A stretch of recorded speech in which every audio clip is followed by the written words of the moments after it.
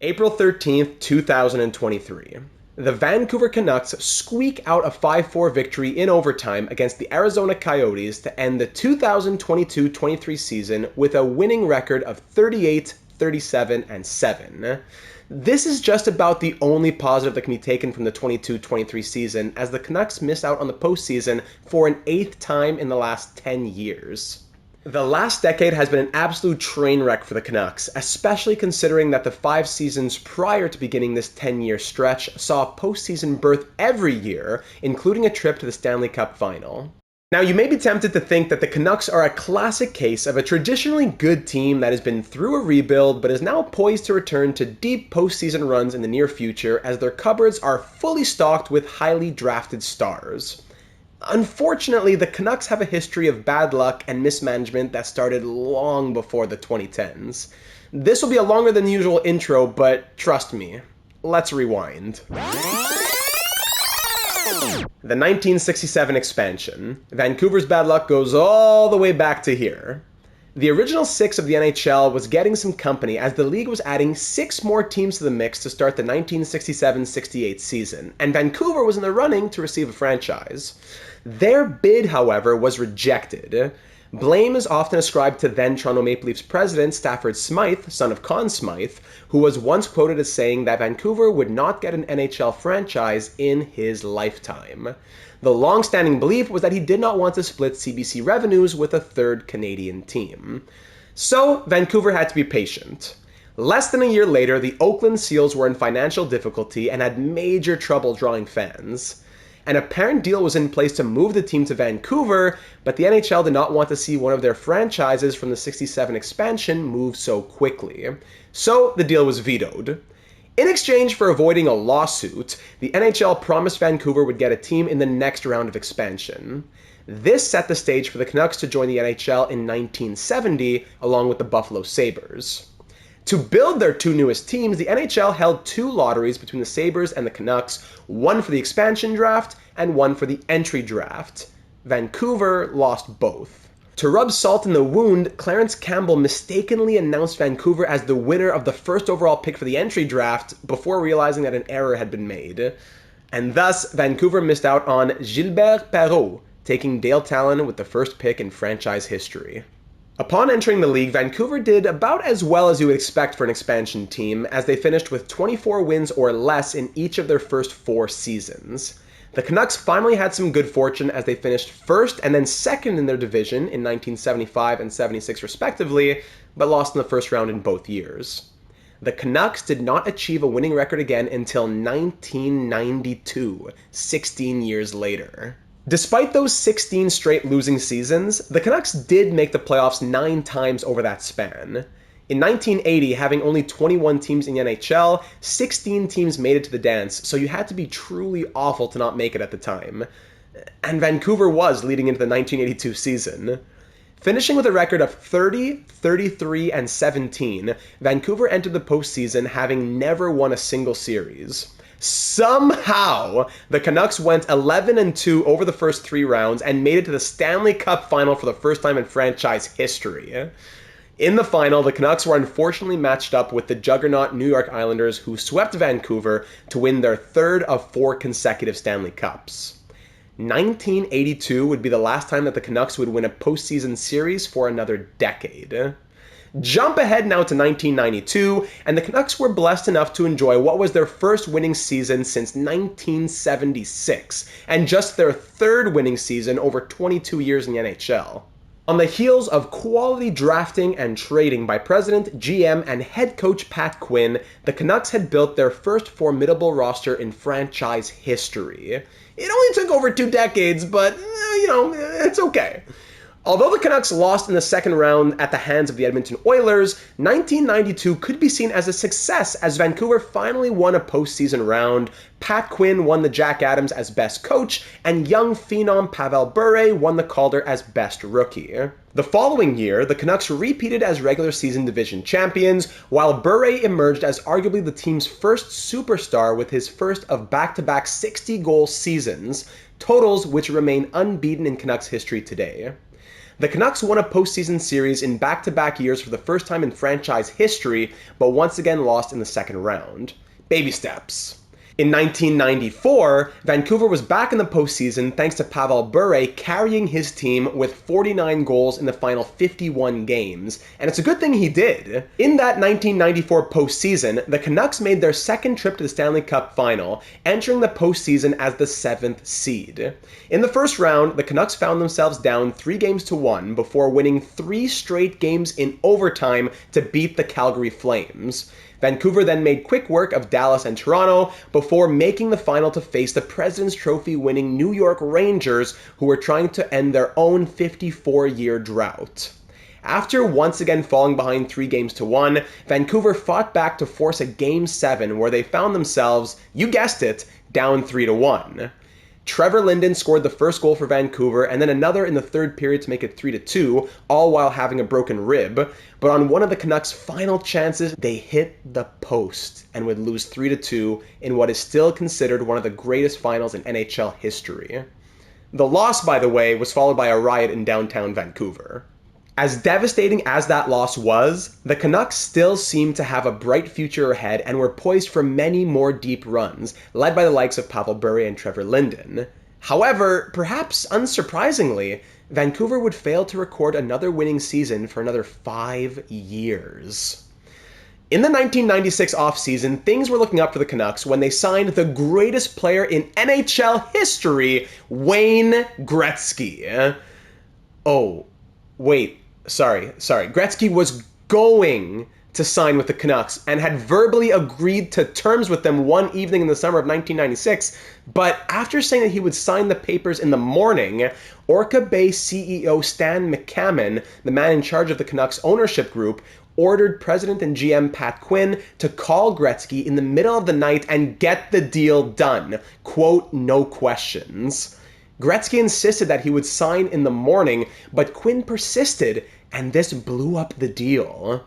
Gretzky decided to sign with the Rangers instead, leaving Vancouver still in search of a true number 1 centerman, not to mention the embarrassment.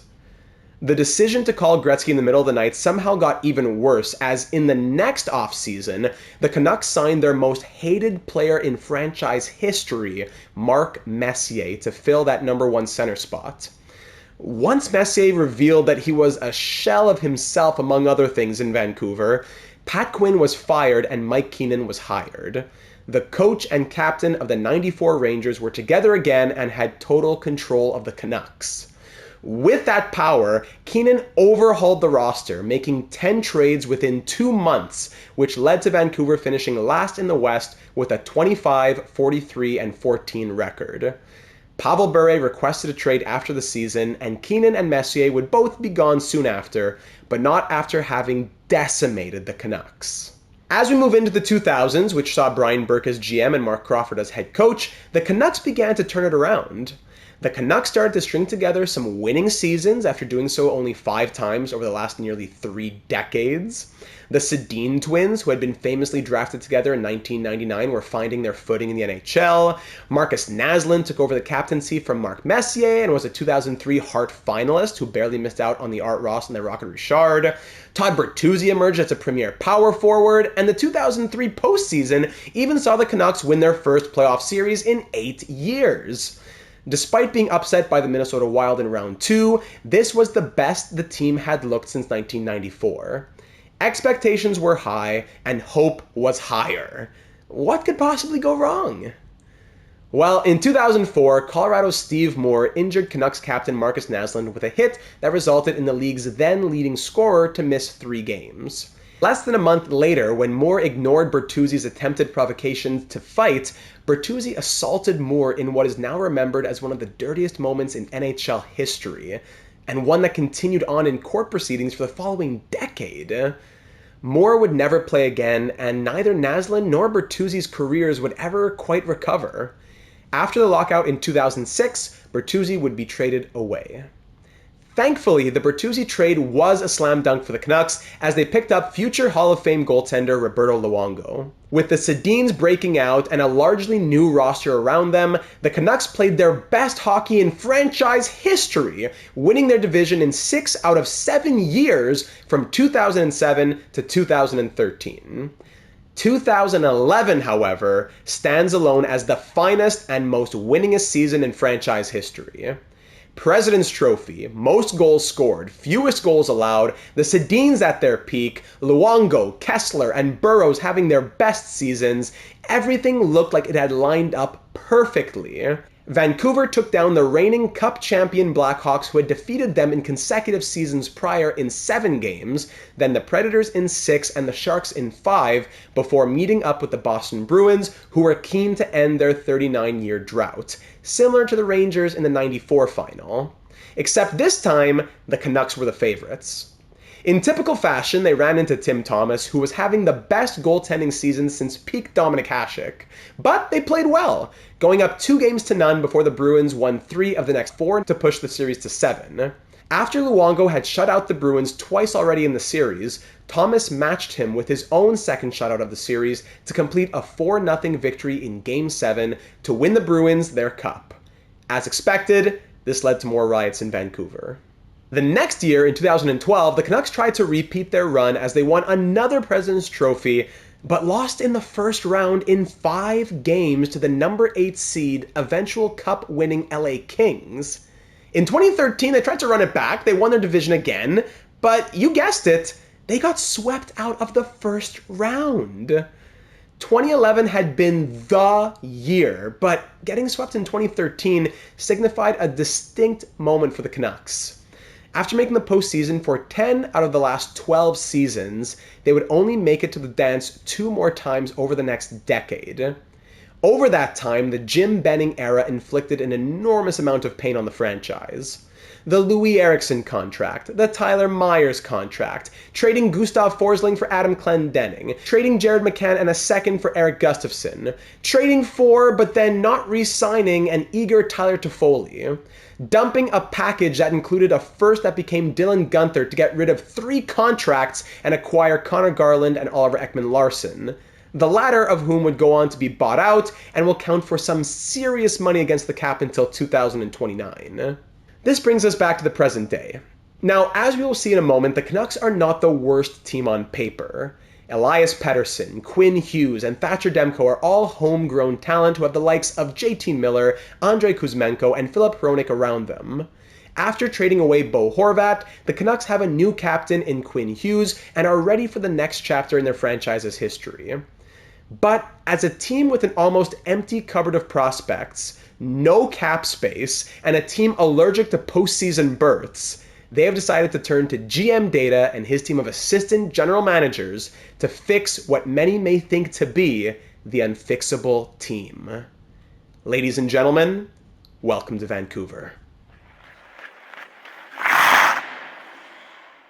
How's it going, everyone? Data here, and welcome to the introductory episode of our brand new franchise mode series here on the channel, the first of NHL 24, as we are taking our talents north of the border to the Vancouver Canucks. We held a poll over the last couple of weeks, and the assistant general managers were clear. The Canucks need our help, as we saw in the introduction, which was way longer than usual, but I really wanted to paint you a picture of this franchise, the pain, the misfortune, the mismanagement that they have had to endure over the last 5+ decades. A special thank you to longtime channel viewer and Canucks fan Pat Sully for giving me the foundation of that introduction, add in some articles from my own research, and we get that final product. So I hope that it painted a picture of what Canucks fans have had to endure over their franchise's history, and that is exactly why we have been called to right the dozens of wrongs that have occurred to this franchise. So, ladies and gentlemen,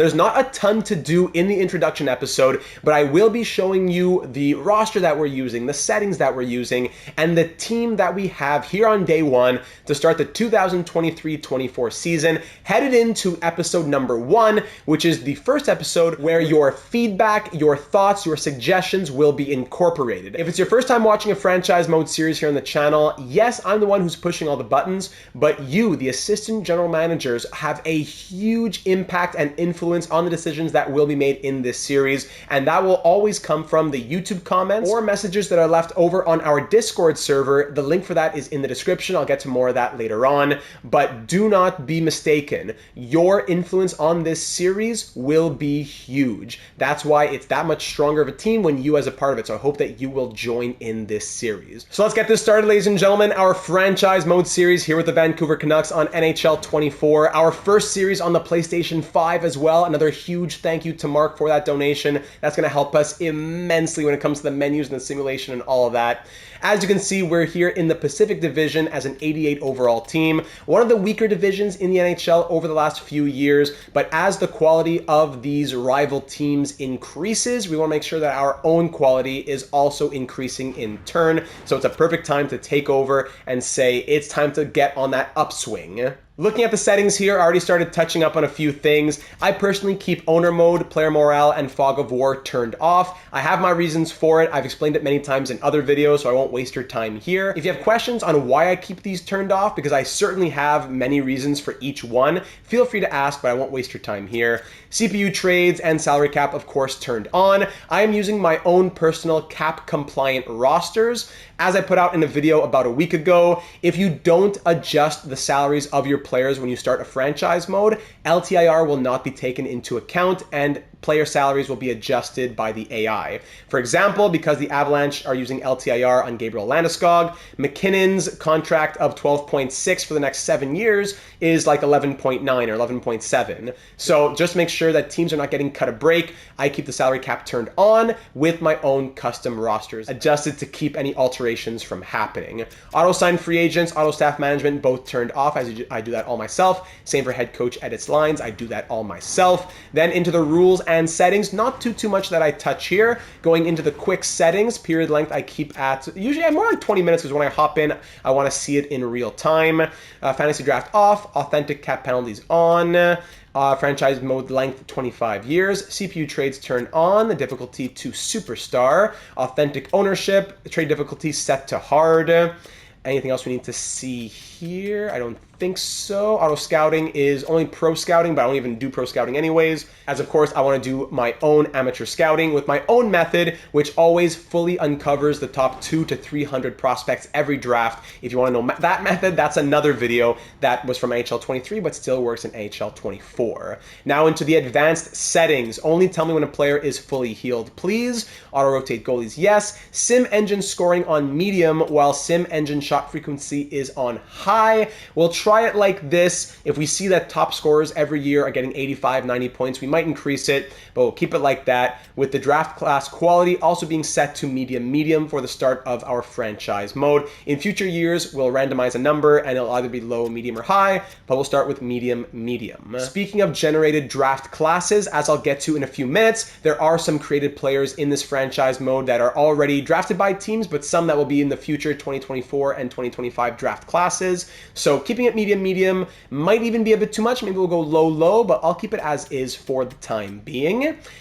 These pop-ups can come up. Yes. Retired jerseys. All right, very good. Now to the gameplay sliders. Some people have all kinds of sliders that they do to try to keep things realistic. I find what works for some sometimes doesn't work for others. It might work for one season, the next season it's back to what it was. So personally, what I always do is set the attribute effects to 8 on 10, and I bring the injury slider down to between 10 and 15 on 100. I think I usually keep it closer to 12 on 100. This keeps some injuries happening, but it's not forcing you to stop every second day because of a little injury. So you know what? I'm gonna go 13 on 100 because now the menu speed's a little faster on the PS5. I'm gonna go 13 on 100 as it'll be a little less frustrating for me to have to change injuries all the time, but I also don't want to be bit by the injury bug every season just because of the slider. So we'll start at 13 on 100 and we'll go from there. Those are all the settings that I need to start up the franchise mode. So without further ado, we will start the career with the Canucks. So here we are, ladies and gentlemen, at the beginning of the 2023 preseason here with the Canucks. What we're going to do this episode is go through the lineup, the roster, the prospects, and start to see, headed into year number 1, what kind of changes, if any, should be made to this Canucks squad. Already, we're dealing with a tight cap situation.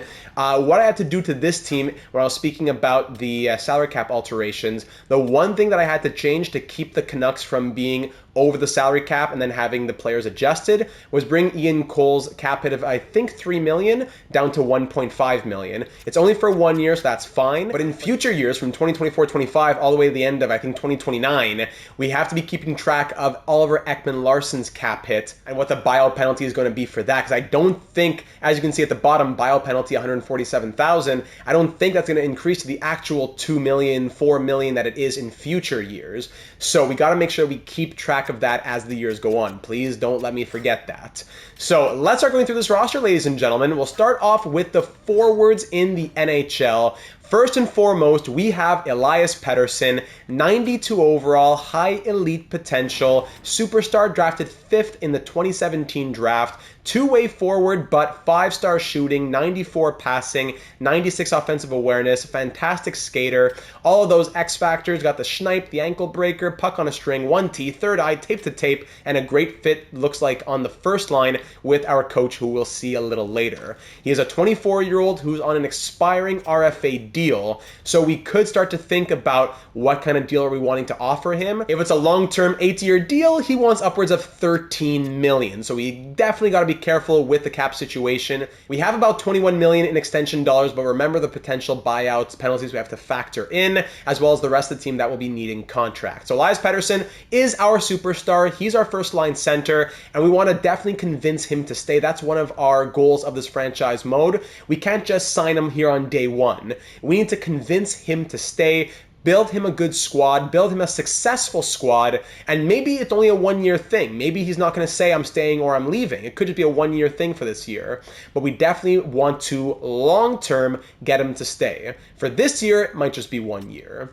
Someone who is here long-term is JT Miller, 30 years of age, an 87 overall in the EA rosters. I bumped him up to an 88. I think it's well-deserved for the points that he's put up over the last couple of years. 82 and 81 last year, 99 and 80 the year before. So JT Miller's a two-way forward as well. 92 passing, 5-star senses, 4.5-star shooting. Throws a lot of hits, is a great passer. He has the no contest, tape to tape, and unstoppable force X factors, and he signed on for 7 more years at $8 million per year. That could be a tough contract in the long term, but for right now and for the next few years, that should be solid enough value. Speaking of solid value, we do also have Andrei Kuzmenko, undrafted forward out of the KHL, who the Canucks are now going to be having for their second season. In his first year with Vancouver, he scored 39 goals and 74 points in 81 games, shooting at 27.3%, which was like historic stuff. So Kuzmenko is another guy that we got to convince here because he's only signed on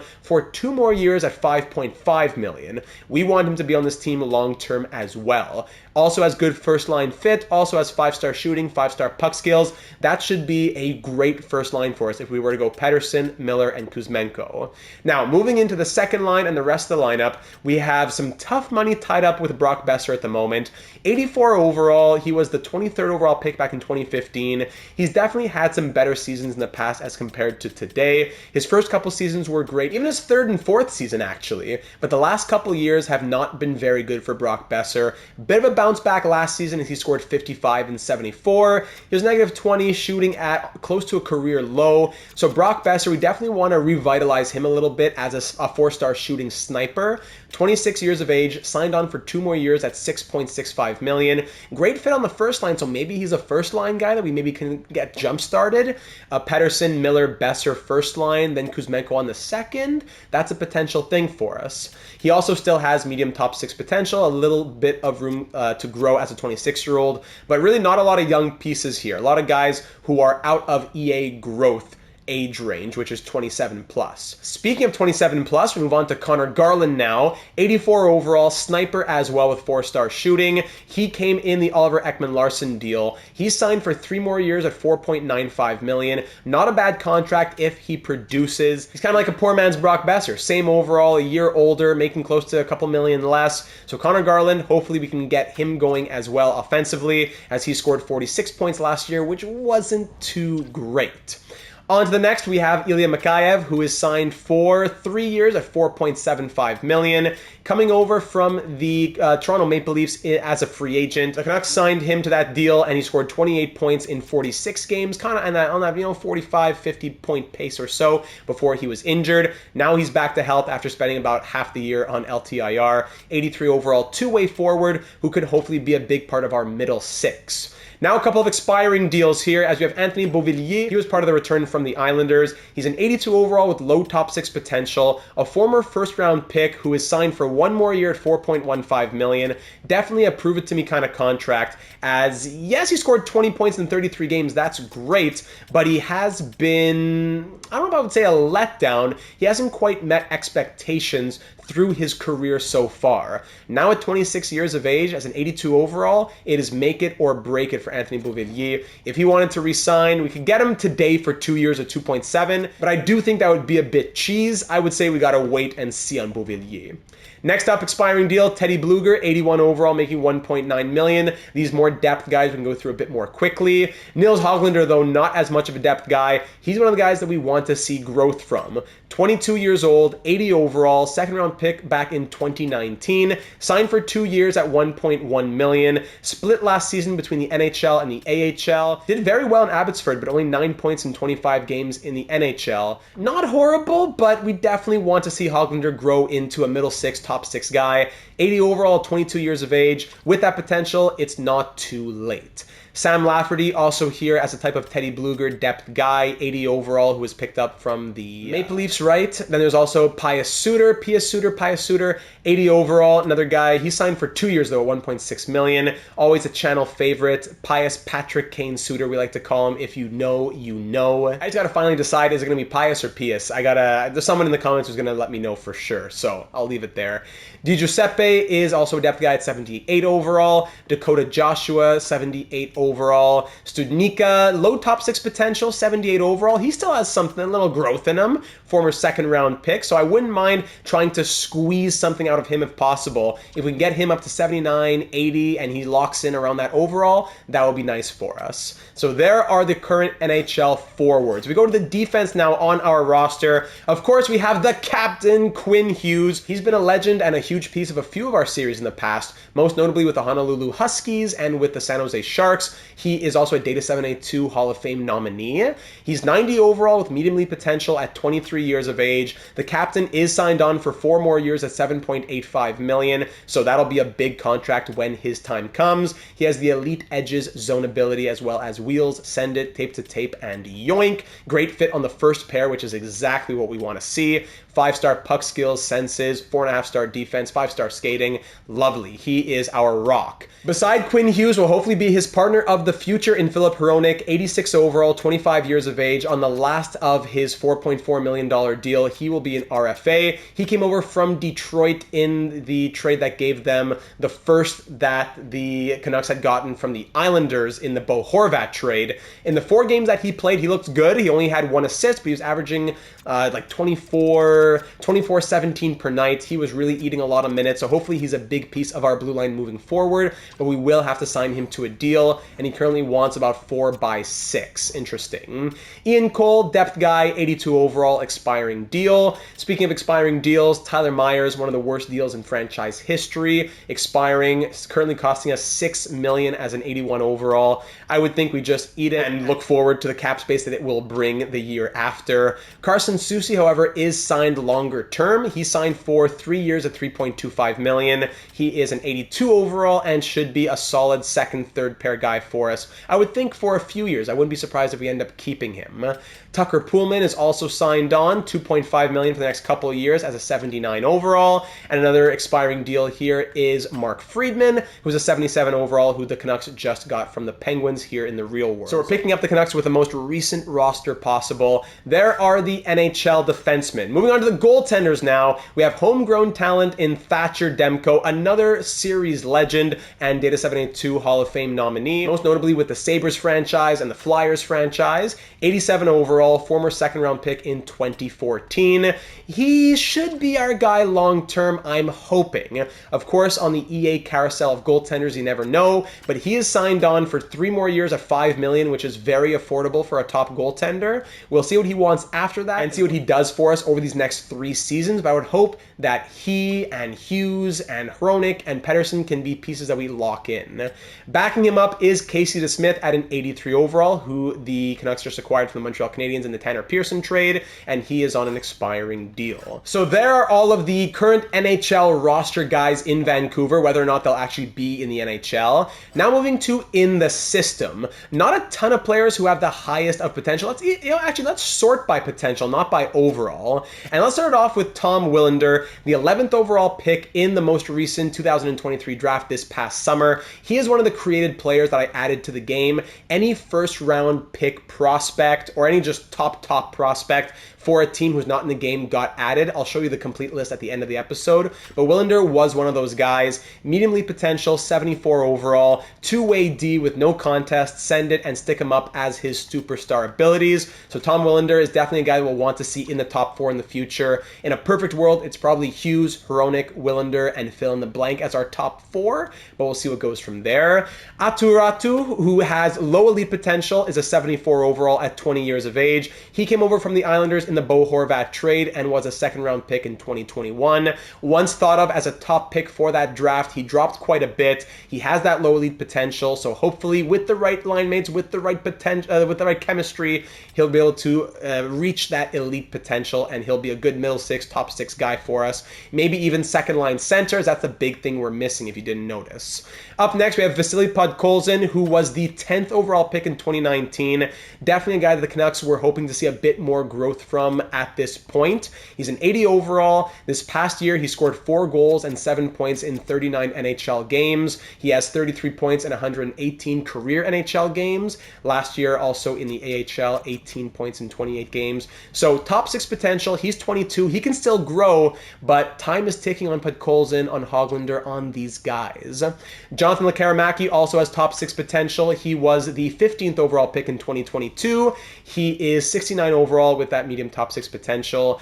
I would probably upgrade him a little bit. I think he could be high top 6. I think he could have higher shooting as well. He has a fantastic shot as a sniper, but I didn't want it to seem as though I was giving any favoritism to Vancouver and updating all of their prospects and not going through all the tons and tons of prospects throughout the other teams in the league. So for this one, I decided to leave it because I still think that he can reach that potential, but I probably would have given him a little boost. Into the rest of the squad now, we'll see a lot of players who might not become anything. A lot of top 9 guys. Klimovich, former second round pick. He's 73 at 20 years of age. Bloom, Forsell, Ulrichsen, Hiroshi, former top prospect Jet Wu, former second round pick. He's a 72 overall at 23 years of age. I doubt he'll really grow. Hunter, I'm never going to get that right. 69 overall, who was a third round pick in 2023. He could be a good top 6 piece for us. The other Elias Pettersson, who was also a third round pick from 2022, top 60 potential. You never know. There's also Kirill with another long, tough last name. Kudryavtsev, 7th round pick in 2022. He has good overall for being such a low pick, so keep an eye on him. Low top 6, McWard, undrafted. Cole McWard, all right. I didn't quite remember him, honestly. He was a surprise. Noah Juleson, former top piece for us in the NHL 18 Habs series. He has 70 potential now. And that's about it for the AHL system. A lot of guys who probably won't become anything, but a few names for us. As we said at the beginning, not a team that has a lot of prospects stocked up in their cupboards. So one medium elite, one low elite, a couple top sixes, and that's about it. Not much going on in the system for the Canucks. Goaltending, there is one medium starter prospect, Artur Silovs, who was a 6th round pick in 2019. Hope I didn't butcher the name too badly there. He has medium starter potential at 79 overall, so I'd anticipate him being our backup headed into 2024-25 if we're going to move on from DeSmith.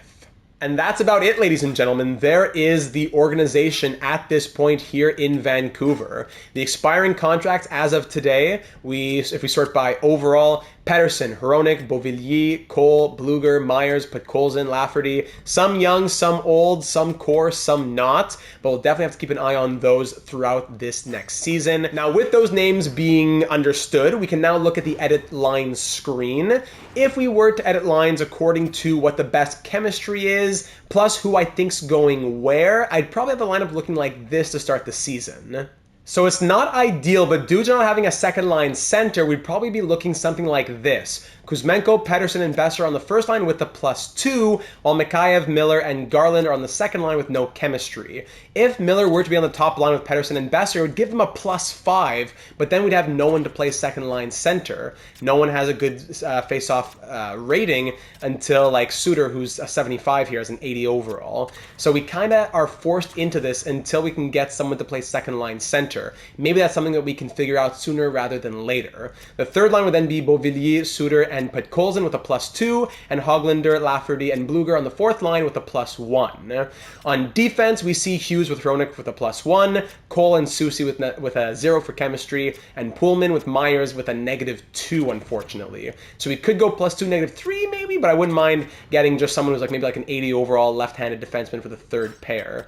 Goaltending, we're fine with Demko and DeSmith, and the healthy scratch, we've got Stunica as 13th forward and Friedman as 7th defenseman at the moment. Now down in the AHL, we'll definitely have to make some depth trades, because if the lines were something like this, we just have way too many centermen. Nielsen, Joshua, Klimovich, Aman, Dries, Carlson, all centermen, and it's just too much, especially when we have guys who want to make the lineup, especially on defense even. Johansson and Pettersson and Wu, guys we want to see in the lineup, and there's other forwards like Forsell, even Yermo and other defensemen. So I think we definitely have to make some depth moves, moving out some centermen and probably some defensemen as well. -3 here, like Guillaume Brisebois, Wallinen, those are probably a couple guys who can leave.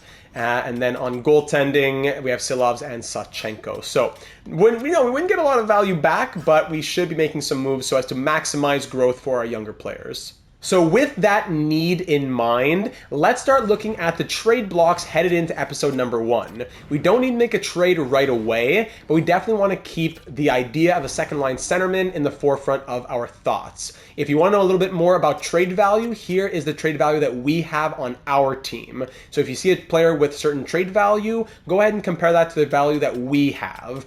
Who would we really want to move out of these guys? I'm not sure, but this is the value for anyone that you may want to know. And after this, it just gets lower all the way to 0, so really nothing much towards the end. For draft picks, the Canucks have a first, no second, then a third, 2 fourths, a 6th, and a 7th. Speaking of trades as well, we will be adhering to the real-world no-trade clauses that affect Vancouver Canuck players. So that includes a full no-move clause for JT Miller until it becomes a 15-team no-trade list in 2027, a 12-team no-trade list for Kuzmenko and Mikheyev, a 10-team no-trade list for Tyler Myers, and a full no-trade clause for Carson Soucy until 2025-26, when that becomes a 12-team no-trade clause. So that being said, let's scroll around the trade blocks in the NHL. Typically, the trades that we make here in our franchise mode series, well, they always will hold to realism as much as we can in this EA fantasy world, but we always want to look first and foremost at players who are on the block, players that teams want to actively trade. So if we sort by overall and go through the 31 other NHL teams, we'll see Silverberg and Hag here in Anaheim, Brown and Carcone in Arizona, Lysell and a couple prospects in Boston. Lysell, not a bad prospect at all, 75 overall, medium top 6. The Sabres have Eric Johnson, Victor Olofsson, Clifton, Okposo, and Zemus Girgensons all on the trade block. You can also look at their years left on their contract, by the way, expiring, always a bit better. Calgary has Tanev on the block with a couple other pieces. The Hurricanes have some prospects. All right, good to keep in mind. As we've picked up some legendary pieces over the years from teams that want to move prospects. The Blackhawks have nobody on the block. The Avalanche, a few prospects, including Kovalenko. More on him soon. Blue Jackets have Damon Severson on the block and a couple other pieces with his 8-year extension. The Stars have prospects, including Kyrou. Red Wings, it's a fire sale in Detroit. Perron, Petrie, Ghost, Comfort, Kopp, Mata, Hall, Sherratt. Lots of players here in Detroit. Okay.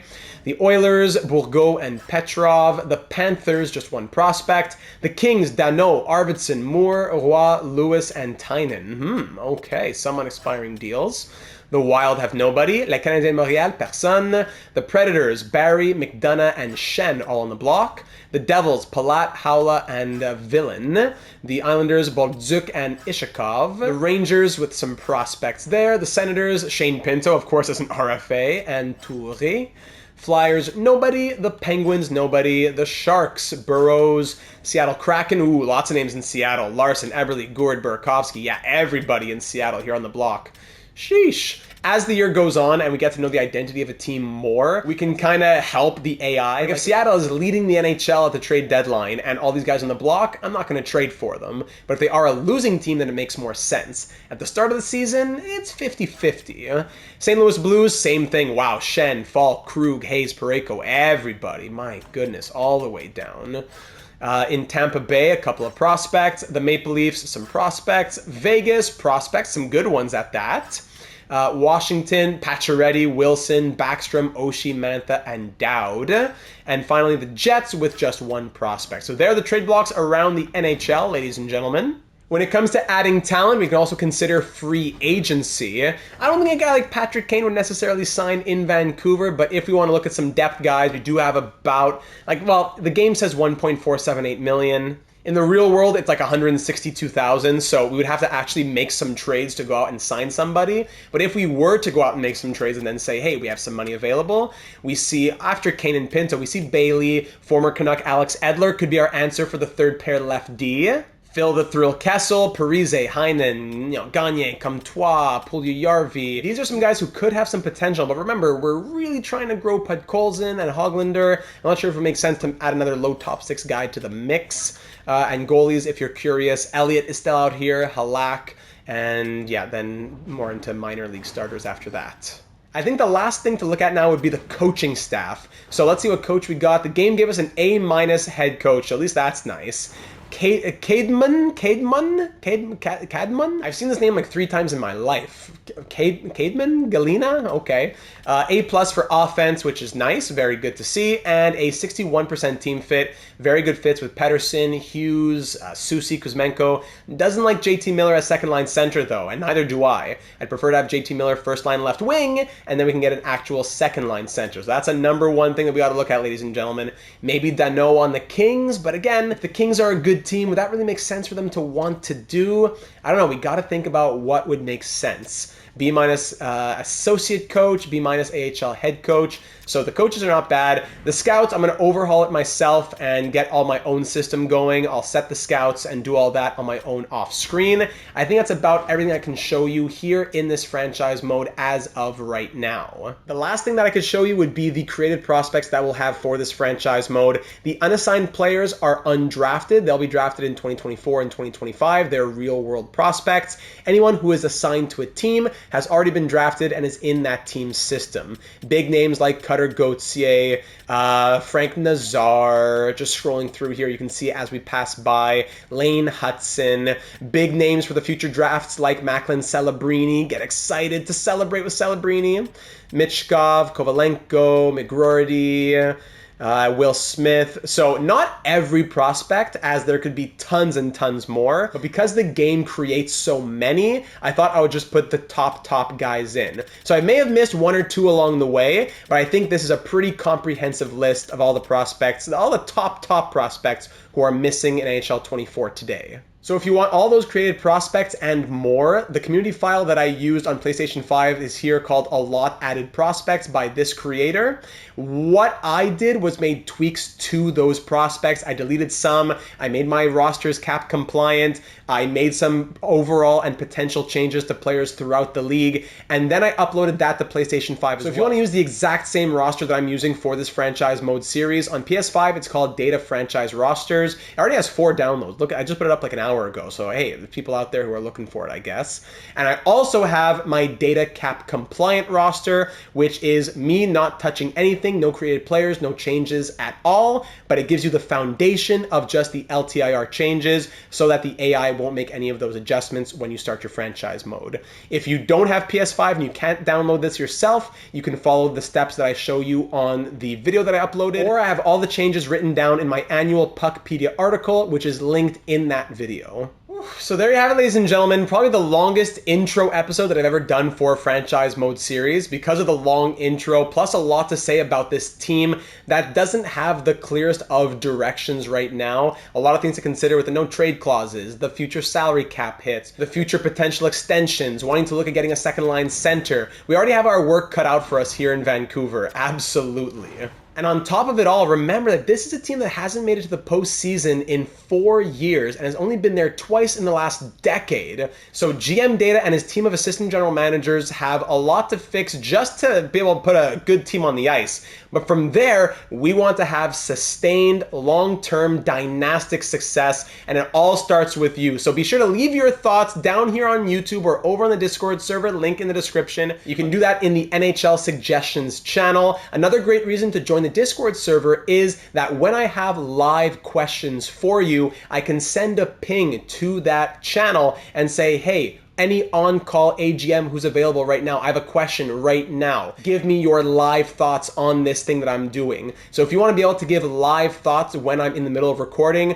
being in the Discord server is the best way to do that. Speaking of live, we're also doing our live stream franchise mode series here on the channel with the San Francisco Starfleet. That will be a live series every Thursday evening at 7 p.m. Eastern. Be sure to be here on the channel, as you can always watch after and add your thoughts, but being able to follow along live as it goes and add your thoughts is always a blast. So I'll leave you there, ladies and gentlemen. Leave a like if you're excited for this series here in Vancouver, because I know that I am. And be sure to subscribe if you haven't already for our ongoing uploads in this series, our live stream series, breaking news and analysis in the real world of hockey, NHL 24 career simulations, and much, much more. I'm super excited to be getting into NHL 24 more now. As we're approaching 7,000 subscribers, the community just keeps getting stronger, and it's that much better with you as a part of it. So I hope that you will join us in the Assistant General Manager's booth headed into episode number 1, which will be the first half of the 2023-24 season, starting to implement the changes that you have for this squad